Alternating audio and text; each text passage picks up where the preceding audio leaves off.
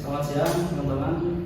Kami dari kelompok 26 BC dengan saya Firman Zabila, MPM 03. Saya sendiri yang Dala Putra, MPM 088. Kami di sini akan mempresentasikan hasil tugas besar kami yang berjudul optimalisasi infrastruktur WLAN di SMN 1 Manujaya. Perlu diketahui bahwa fokus desain kami merupakan transformasi jaringan di sekolah tersebut menjadi yang awalnya konvensional menjadi terukur, terstruktur dan aman. Selanjutnya di sekolah tersebut jaringan ini digunakan untuk yang pertama kebutuhan esensial yaitu untuk digitalisasi administrasi dan yang kedua untuk riset pembelajaran interaktif. Realitanya di sana hanya memiliki satu SSID eksklusif hanya untuk guru dan bagian siswa itu terisolasi dari akses jaringan sekolah karena tanpa adanya segmentasi dan desain yang terstruktur. Lalu yang ketiga, keamanan juga masih rentan karena akibat penggunaan password yang masih statis. Selanjutnya, sebelum kami merancang desain baru, kami juga membuat forensik untuk menetapkan kegagalan pada arsitektur existing, di mana kami menemukan malfungsi yaitu berupa pemasangan akses point ya secara desain yang bisa memicu bottleneck.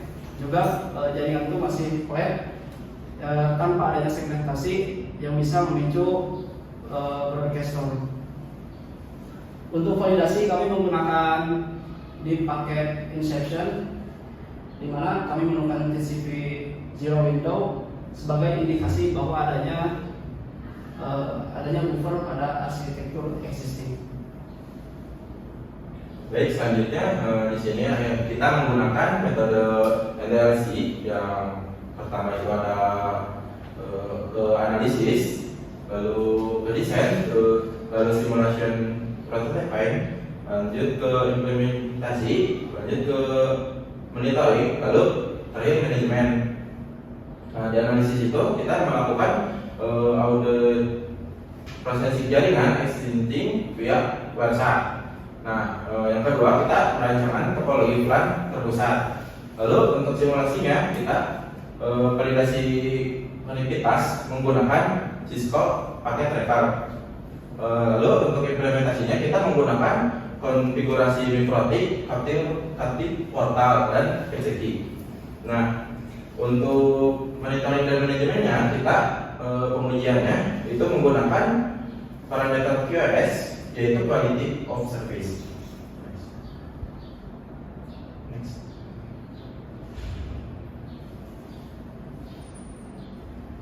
Nah, selanjutnya yaitu ada desain jaringan topologi.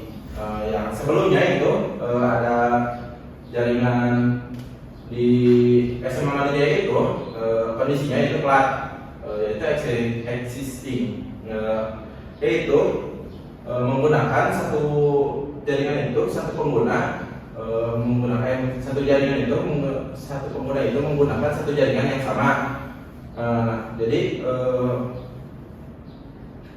keluhannya itu yaitu broadcast storm. Jadi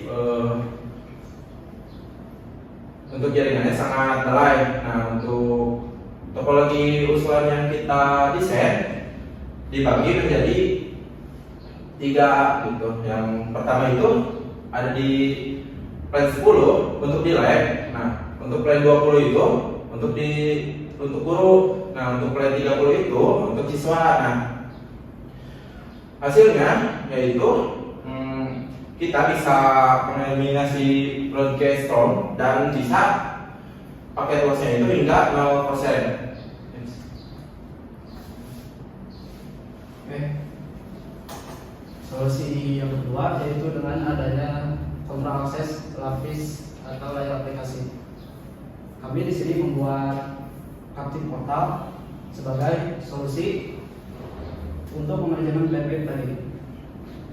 Kita bisa lihat di sini ada 2 bagian. Yang pertama untuk guru dan selanjutnya di sini untuk siswa. Jadi mereka masing-masing harus memasukkan username dan password sehingga bisa mengakses internet yang ada di SMN 1 Manjaya. Jadi adanya ini kami di layar 7 pemblokiran otomatis akses media sosial seperti TikTok dan Instagram selama jam pembelajaran untuk menjaga konsentrasi akademik. Jadi sudah otomatis memblokir media sosial yang ditentukan. Selanjutnya, distribusi bandwidth berkeadilan atau VCQ. Untuk memonopoli jaringan tadi, kami mengintegrasikan algoritma dari VCQ, di mana dia bekerja secara dinamis. Dia membagi jalur bandwidth secara sama rata kepada pengguna berdasarkan jumlah pengguna secara real time. Mekanismenya dia